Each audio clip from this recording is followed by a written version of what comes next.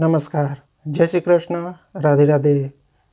मित्रों, घणी वखत आपणे कोईक एवा व्यक्तिओने आपणे जोईए अथवा तो सामे मळवानुं थाय तो एनी उंमर ओછી होवा छतां पण आपणने एवो ख्याल आवे छे के आपणे प्रेक्टिकली एवो अनुभव थाय के एनी उंमर ओછી छे छतां पण एनुं शरीर एकदम नबळुं थई गयुं छे, उंमर वधी गई छे एवो आपणे अनुभव पण थई शके छे। तो आजना विडियोनी अंदर आपणे आयुष्यवर्धक रसायण जे छे एनुं आपणे घरे बैठा एने बनावीए अने एनुं जो आपणे सेवन करशुं तो आपणा शरीरनी अंदर आंतरिक अथवा जे बाह्य तकलीफ थई रही छे एनी अंदर आपणे खूब सारुं प्रोटेक्शन पण मळी शके।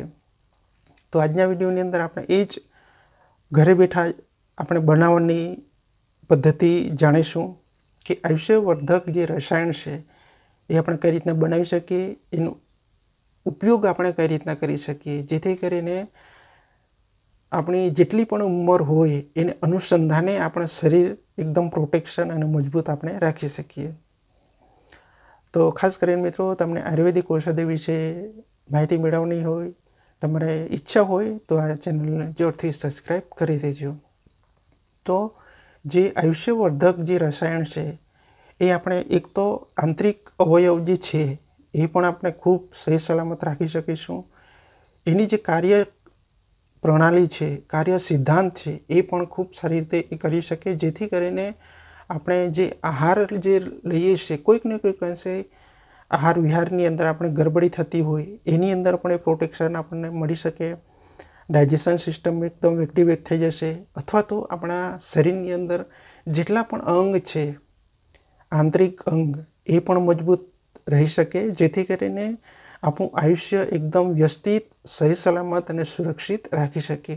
कोई पण आड़असर वगर कोई पण चिंता वगर तमे एनो उपयोग करी शको तो आपणा शरीरने मजबूत अने खूब असरकारक अने सही सलामत राखी शकीए।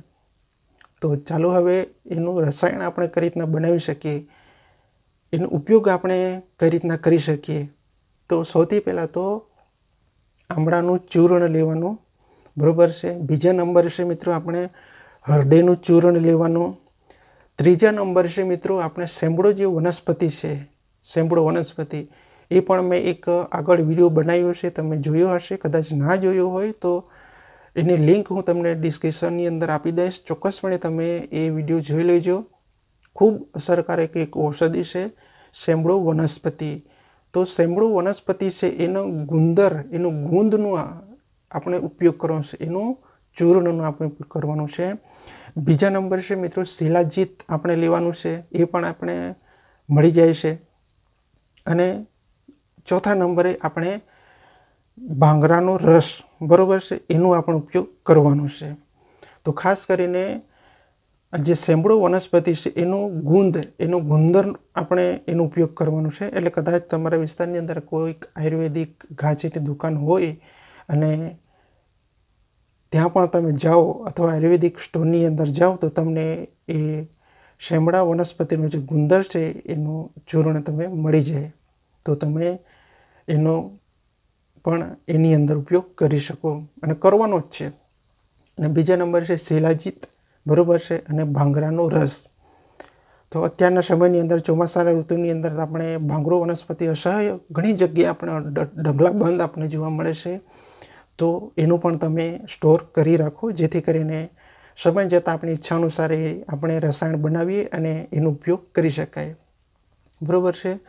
તો સૌથી પહેલાં આમળાનું ચૂર્ણ, હળદીનું ચૂર્ણ, સેમળો વનસ્પતિનું ગુંદરનું ચૂર્ણ, શિલાજીત, बरोबर है, અને ભાંગરાનો રસ, બરોબર છે। એ તમારે એક એક ચમચી અથવા તમારે વધારે પ્રમાણમાં જો બનાવવું હોય તો આમળાનું ચૂરણ 2 ચમચી, હળદીનું 2 ચમચી, બરોબર છે, સેમળો વનસ્પતિ ગુંદરનું 2 ચમચી, શિલાજીત તમારે 2 ચમચી, એ રીતે પણ તમે એની અંદર એડ કરી શકો। એ કમ્પ્લીટ આખું મિક્સ કરી દેવાનું અને ત્યારબાદ તમારે ગાયના દૂધની સાથે એનું તમે ચૂર્ણનું તમે સેવન કરી શકો। તો सेवन करता पहला खास आपने ध्यान राखवू कि आहार विहारनी अंदर तमारे वधारे तळेला, बरोबर है, एवा अनाजनु के वायुवर्धक अनाजनु आपणे बिल्कुल सेवन करवानुं नथी। तीखा, गरम, मसालेदार आहार તમે બિલકુલ પણ બને ત્યાં સુધી એને થોડા ઘણા અંશે એને બેલેન્સ રાખજો, કાબૂમાં રાખો. એટલે જે આપણે જે રસાયણનો ઉપયોગ કરીએ છીએ, જે ઔષધિનો ઉપયોગ કરીએ છીએ, એ ઔષધિ અસરકારક એનો પ્રભાવ આપણા શરીરની અંદર વધી શકે. તો સમય જતાં આપણા શરીરની અંદર જે આંતરિક જે તકલીફ છે, ગેસ, એસિડિટી, બળતરાની જે તકલીફ છે, એ ધીરે ધીરે કરીને શાંત થઈ જશે. બરાબર છે. એનું તમારે ખાસ આહાર વિહારની તમે અંદર ખાસ તમારે ધ્યાન રાખજો. હવે કે એ આયુષ્યવર્ધક જે રસાયણ છે એ આપણને કયા લાભ આપી શકે. જો મિત્રો, એક તો આપણે આંતરિક રીતે પણ એનો ફાયદો મળી શકે, બળ પણ વધી શકે, બુદ્ધિ પણ વધી શકે, એકાગ્રતાની અંદર પણ આપણને એકદમ મેન્ટેન આપણે રાખી શકીએ. આપણા શરીરની આંતરિક જે અવયવ છે, હાડકાથી માંડી લઈને નસો લઈને લોહીથી લઈને જેટલી કંઈ માંસપેશીઓ છે એની અંદર પણ આપણે એકાગ્રતા મળી શકે. બરાબર છે. આપણું શરીર એકદમ સ્ટ્રોંગ, તેજસ્વી પણ બની શકે. આંખો સંબંધી કોઈ પણ પ્રકારની તમને તકલીફ થતી હોય એની અંદર પણ તમને રિકવરી મળી શકે. એટલે પગથી લઈને આપણે માથા સુધીની જેટલી પણ તકલીફ થઈ રહી છે અથવા ન થતી હોય તો પણ એની અંદર એ આપણને એકદમ પ્રોટેક્શન મળી શકે કે આવનાર સમયની અંદર આપણા આયુષ્ય 50, 60, 70, 80 વર્ષ સુધી પહોંચી ગયા અને છતાં પણ આપણું શરીર જો સ્ટ્રોંગ રાખવું હોય, મજબૂત રાખવું હોય તો તમે આ આયુષ્યવર્ધક રસાયણ તમે જાતે ઘરે બનાવો. એનું સેવન તમે અઠવાડિયાની અંદર 2 દિવસ કરો, અઠવાડિયાની 3 દિવસ કરો તો પણ તમને કોઈ વાંધો આવશે નહીં. તો ચોક્કસપણે તમે આ ઘરે બેઠા તમે બનાવો.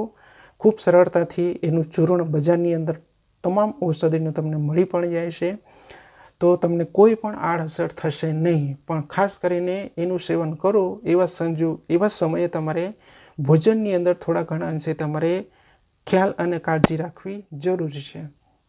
બરાબર છે. તો આજના વિડીયોની અંદર મારે તમને એ જ આયુષ્યવર્ધક રસાયણનું ફાયદા અને ઉપયોગ એને કઈ રીતના બનાવી શકાય એના વિશે આજના વિડીયોની અંદર મારે તમને જણાવવું હતું, જેથી કરીને આપણા શરીરની અંદર નાની મોટી બીમારીઓ આવી ના શકે અને કદાચ આવી જાય તો એ ધીરે ધીરે ઓટોમેટિક એ બહાર પણ થઈ શકે.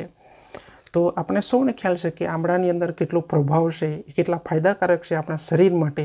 હૃદયનું કાર્ય કેટલું છે, એનું કર્મ સિદ્ધાંત કયા છે એ પણ આપણે સૌનો ખ્યાલ છે જ. કદાચ તમને સેમડો વનસ્પતિ જે છે એના ગુણધર્મનો તમને એનો ગુણધર્મ, એનો પ્રભાવ, એ કાર્ય કઈ રીતના કરે છે એનો તમને કદાચ ખ્યાલ ના હોય તો ચોક્કસપણે તમે જાણકારી પણ રાખી જોજો, જેથી કરીને તમને ખ્યાલ આવી શકે. બરાબર છે. શિલાજીતનો પણ આપણે ખ્યાલ છે, કઈ રીતના કાર્ય કરે છે, કેવા સંજોગોની અંદર એનો પ્રભાવ વધી શકે છે. બરાબર છે. અને ભાંગરાનો રસ, બરાબર છે, પણ બને ત્યાં સુધી ભાંગરાનો તમે રસ લો તો તમારે ખાસ ધ્યાન રાખજો. તો આપણને સૌને ખ્યાલ છે જ કે બજારની અંદર જે કંઈ વસ્તુ મળી રહી છે એની અંદર કોઈક ને કોઈક અંશે ગડબડી પણ થઈ રહી છે. તો ખાસ તમે ધ્યાન રાખજો.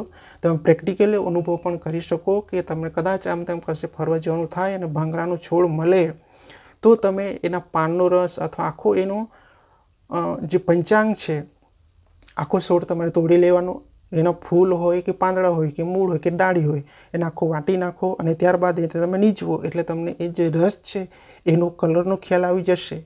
અને તમે બજારની અંદર લેવા જાઓ એ કલર કયો છે અને તમે પ્રેક્ટિકલી અનુભવ કર્યો છે એ કલર એની અંદર ડિફરન્સ તો નથી ને, એનું તમે ખાસ ધ્યાન રાખજો, જેથી કરીને આપણા શરીરની અંદર કોઈ આડઅસર થવાની શક્યતા ના રહી શકે. તો એ પણ આપણે જાતે પોતે પ્રેક્ટિકલી અનુભવ કરવો જરૂરી છે.